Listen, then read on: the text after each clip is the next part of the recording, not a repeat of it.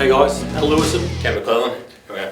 Welcome to today's Wealth WOD. I just said how are you and I realise it's a video, so I don't expect you to answer guys, but It's rhetorical. it's rhetorical. How are you? We've had a number of, I suppose, email conversations or email questions come through, and it seems to be it's confusion around equity, utilising equity to purchase an investment property, where that equity sits once you do have your investment property. And we suddenly had a light bulb moment and went, maybe we need to just go back to basics on equity, line of credit, and really explain to you, and then how that's utilised to secure an investment property. Yep. So this may seem basic, but there seems to be a lot of people who don't truly understand how to best utilise equity. Yep. So Al, 2 ways to buy an investment property. Probably one way is to sign the contract. Is that what you mean? Where do you get the money from? So you can sell your own home, you can draw it out. Yeah. So we're going to If you've got an investment property, you've got equity in it, you've got your own home with equity in it, there's 2 ways to use that. So we're going to do a quick example here, which is pretending I buy a property today for 500,000. Jump in the time machine for 10 years. How much? What's my loan when I bought it was 400, which is 80% loan. which means I've got 100k equity. 100k equity, Is that the right way to explain it? sort of. Equity. Yep. So that's year one. So I had 100k cash, and I got a loan for 400 and secured an asset for 500. That's right. Right. Okay. Keep going. Now, jump in the time machine, and at year 10, as we know guys, property doubles every 10 years. So this $500,000 property in 10 years is worth 1 million. Now, in that whole 10 years, we've done nothing. We've just had the rents coming in, paying off the property, we haven't drawn down on the equity, we've just had the property sitting there. So what's our equity total amount here? 600? So 600. I've got a property worth $1 million. I've got a loan from the bank worth 400.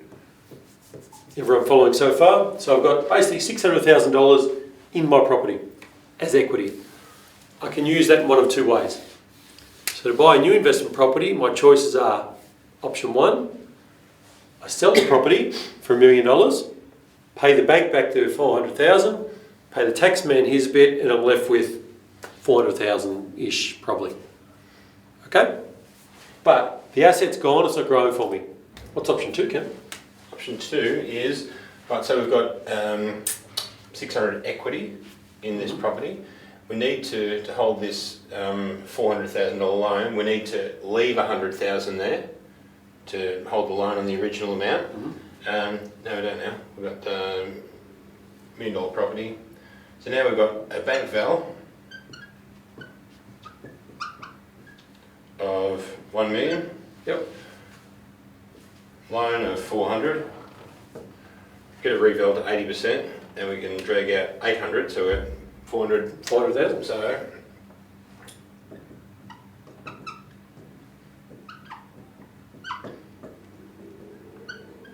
So now, because we've had this revalued, with an original loan of, and this is at 80%, we've got available equity, and this is probably the thing people need to understand. Equity, when the increase has gone up in value and it's able to be accessed, is cash, or can be an equity loan or a line of credit created. So this, when you go back to the bank and you go, give me a valuation, I want a line of credit or an equity loan.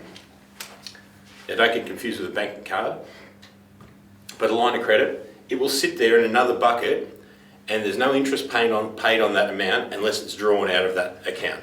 So what you're saying is, if I sell it and use the money to buy an investment property, I'm in the same position, about 400,000. Yep.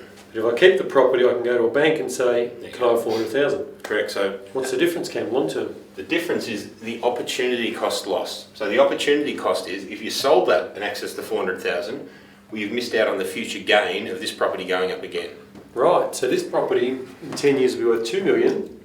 The new one I buy will be worth $1 million, like 3 million. Yep. So say, here's the good thing. This is called compound growth. So now, if we want to buy, so we're talking 10 years down the track, investment property is going to cost us $1 million. We've got 400. I can get 2 properties for that amount. So I can take that and split it into 200k there, 200k there, and I can go and get another 800k from the bank. And then we've got this investment property over here. In effect, we're now holding 3 investment properties, and we've only saved up for one initial $100,000 deposit. Now these are round numbers, and we're talking back to the future, we're talking down the track, what happens. But this is very basic stuff which has been happening over and over again. Yep. So equity is cash. So I think to go back to the very basic level of what we're talking about today is how do I unlock my equity?